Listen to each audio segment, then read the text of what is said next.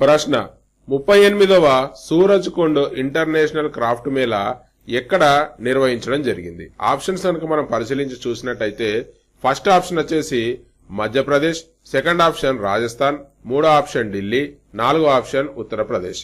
ఇక్కడ ప్రశ్న కనుక మనం పరిశీలించి చూసినట్టయితే 38వ సూరజ్ కుండ్ ఇంటర్నేషనల్ క్రాఫ్ట్ మేళా ఎక్కడ నిర్వహించడం జరిగిందని ఇవ్వడం జరిగింది. దీని యొక్క సరైన సమాధానం వచ్చేసి ఢిల్లీలో నిర్వహించడం జరిగింది.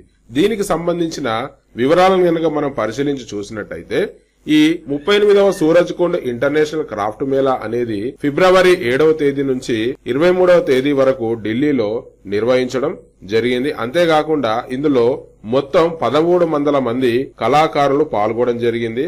అందులో ఆంధ్రప్రదేశ్ రాష్ట్రానికి సంబంధించినటువంటి తోలుబొమ్మల కళాకారురాలైనటువంటి దళవాయి శివమ్మ గారు కూడా పార్టిసిపేట్ చేయడం జరిగింది. ఆవిడకు పరంపరాగత్ అవార్డు కూడా లభించడం జరిగిందని చెప్పి మనం గుర్తుంచుకోవాల్సి ఉంటుంది.